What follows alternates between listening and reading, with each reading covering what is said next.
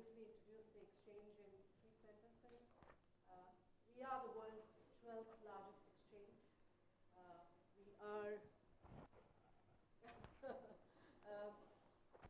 We are a market leader in India across all verticals, and our market capitalization versus the GDP of the country is a 75 representation. So that's my 3 sentences on the National Stock Exchange. Why are we interested in this dialogue? We chair the World Federation of Exchanges, which is... Oh, is it me? I think it's just when you're touching it. Okay. So, fantastic. We chair the World Federation of Exchanges, which is a consortium of about 68 exchanges, multiple CCPs, and market infrastructure institutions. And we have become fairly conscious in our discussion with other global peers on the relevance of how to build the market infrastructure dialogue around more sustainable, long-term, focused investments and solutions. And while we are at that, we as SROs, and many exchanges in the world are also, SROs stands for self-regulatory organizations, realize that the buck really starts from the issuer companies. So today, just to, kind of hit the target and concise the presentation towards key areas which the exchange will definitely put its energy and efforts behind would be the foundation. And what is the foundation for sustainability and the dialogue around sustainable solutions and sustainable financing? It starts from education. It starts from literacy. It starts from doing training programs with the issuer community as to why they should look at solutions, why they should look at practices within their own companies on the various 17 SDGs. In India, we have something called the BRR. If somebody's not heard of the business responsibility reports, this is something that is a voluntary, it's a statutory obligation on part of companies listed on the exchanges to have this be part of their annual reporting. So today, I'm very happy to share with you that we have 100% compliance in terms of reporting practices from the top 100 companies. The buck has now moved to 500 companies. They have to make these statutory obligation to report their business practices, business responsible practices in the 9 principles that have been set out by the Security Exchange Board of India. While disclosure is a very important step and transparency is the way forward for investors and traders to understand how issuer companies are embracing sustainable practices, it is also very important for us as an exchange and for the market infrastructure ecosystem to realize that it is not the end goal. We need to have, as I was discussing with Daniela before, a sort of minimum basic standard adherence. I could be, Chandni LLC, and in 2015 I say, well, I have 30% women workforce in my company. I've reported it. I'm compliant. In 2016, 2016, I say, well, you know what? I've reduced my women workforce, and today I have 15% women workforce in my company. In 2017, I say, I have 100% workforce as women. I have no men. I have no women in my company, but I'm disclosing it. I'm fulfilling my statutory obligation of disclosure, but I have no women employees in my company. That is all the regulator is asking. That is all the exchange is asking. I'm fully compliant. Well, you're not fully compliant in the spirit of it. The idea of having statutory obligations of disclosures is that you raise the benchmark. you have a minimum level of adherence to each SDG goal, or the 9 principles that the BRR, the SEBI mandatory report has set out. And that is where we will try to educate our issuing companies, our listed companies. We are already in process of training the companies which want to come and list on the exchanges. And at the end of the day, we also need to realize, and this is something that I also told the Task Force for Climate Change, they did a survey on the metrics. Is it enough for us to just focus on listed companies? There are about 1,600 odd listed companies on the exchange at NSE. There are 32 million SMEs in India. If we really want to move the needle on sanitation, on waste management, on gender equality, on responsible consumption investments, and all the banners that you see around you, we need to bring the entire ecosystem to work together.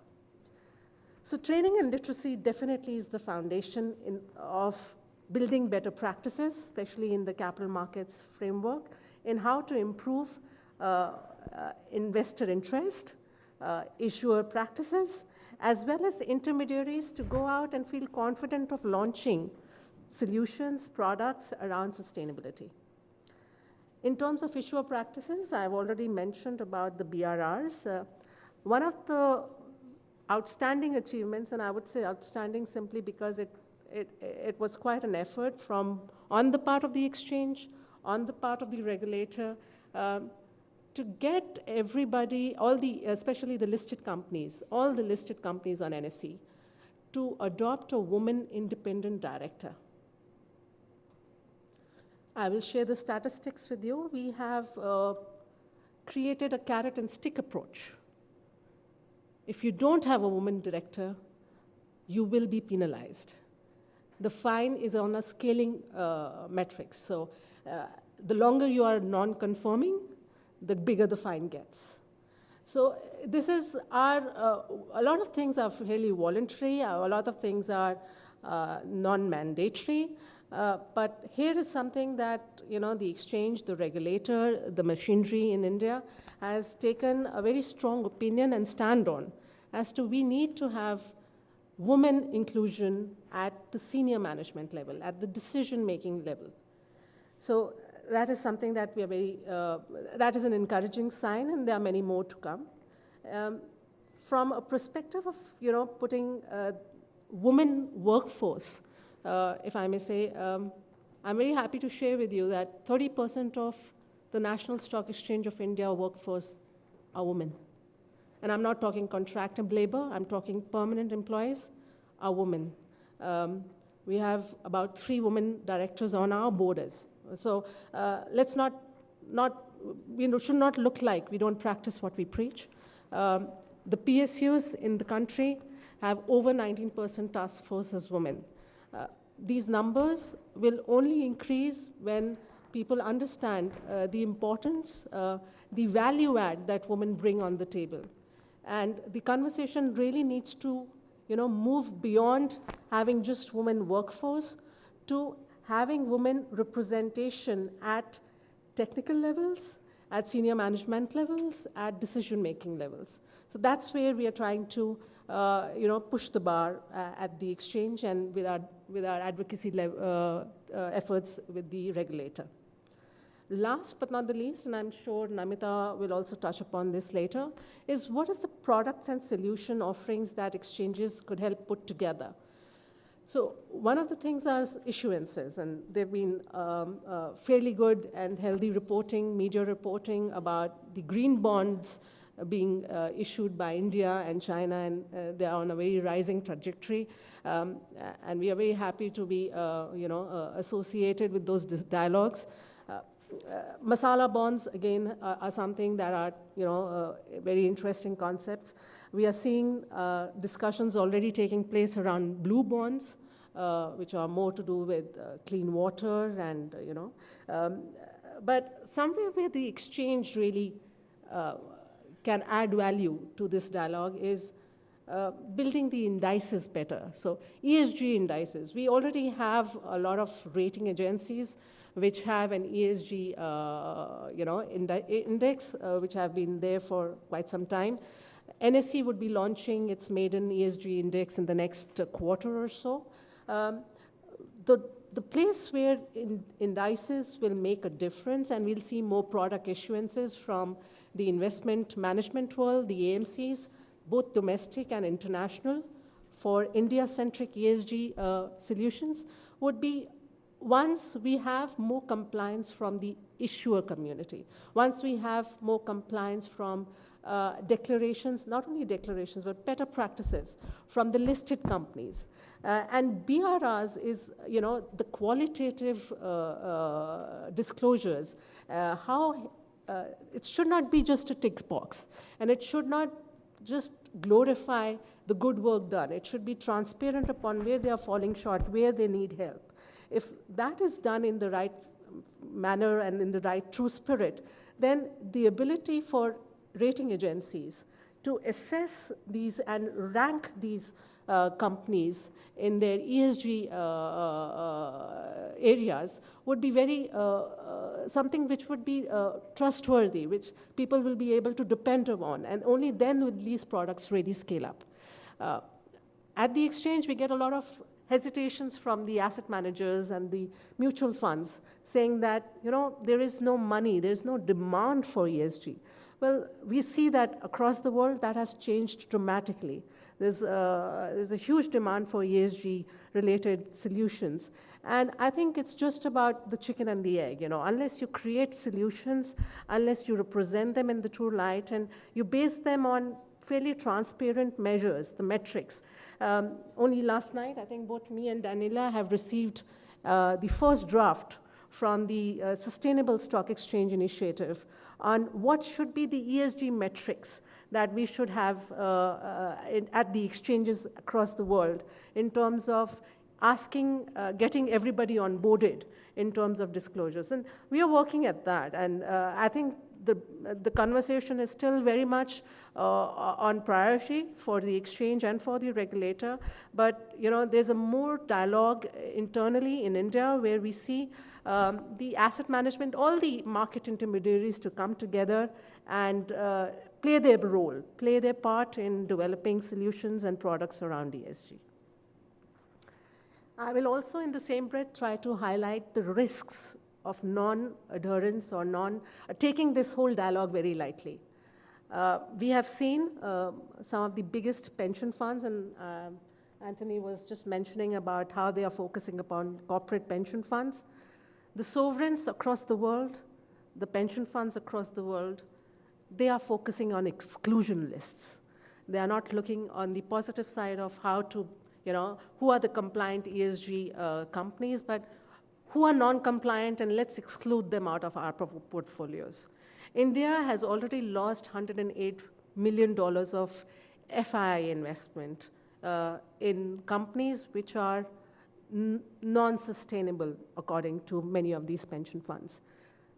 As more sovereign wealth, as more global pension funds align themselves to the sustainability dialogue, it becomes very imperative for the Indian capital markets ecosystem to place and try to inculcate this dialogue, and help issuer communities with resources, with tools, as to how they can confirm and how they can disclose. If they're already doing some good practices, they need to have the right formats for disclosures. I think the BRR, as stipulated by the SEBI, is fairly open-ended. It's all-encompassing 9 principles. But go beyond that. Just don't use it as a tick box tool. Go beyond that and present the case of your trends, of how you're improving your practices at the company. The upside, obviously, pension assets coming more into India is something that the Indian government, the ministries, and the exchanges shall benefit from. We are seeing discussions already. If you look at the EPFO, they manage about $128 billion are EPFO. They only invest to the extent of 10% into equity markets. Green ETFs. Pension funds and sovereign wealth funds are long-term investors. You can't have a long-term dialogue if you're not having a sustainable dialogue. And that's where we are trying to also do advocacy with the pension funds around the world, as to look at companies within India, and there are many now who have far better practices they had probably 10 years ago in terms of how they are making their operational practices, how they are realigning their business towards sustainability.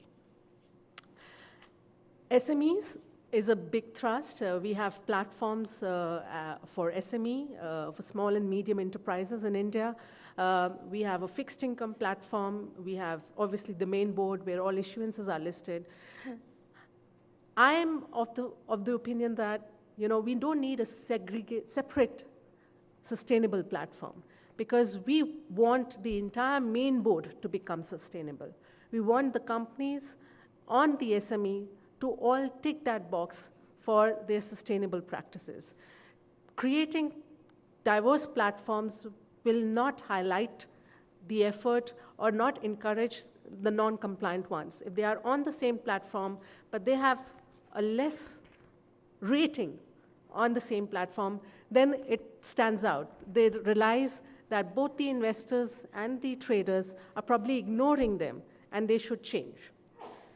So in terms of our literacy programs, we have had about 15, this was as of September 2016, when we filed our DRHP, but since then, I would say we have about 1,679 investor programs all across India. We predominantly focus, in the early part of NSEs, we are now a 23-year-old exchange, but in the early days, we were very focused on the tier 1 and tier 2 cities. Today, we go to the tier 3 cities. We go into rural India to educate people about financial literacy, financial inclusion. And while we do that, we are making efforts. We are trying to talk about corporate governance. We are trying to talk about sustainability. Any company which is coming to the exchange today for listing is made known that these are the kind of reporting practices they have to adhere to. If this is what they have to report, they need to have really better practices in their companies so that they are compliant. And by that reach, we believe change shall happen, if I may say. Thank you so much. That was an excellent overview. And also, thank you so much for being such a valued partner to the Sustainable Stock Exchange Initiative. We really are seeing, I think, such leadership from exchanges, especially in emerging markets. Hopefully, some of your fellow exchanges can learn from your lead.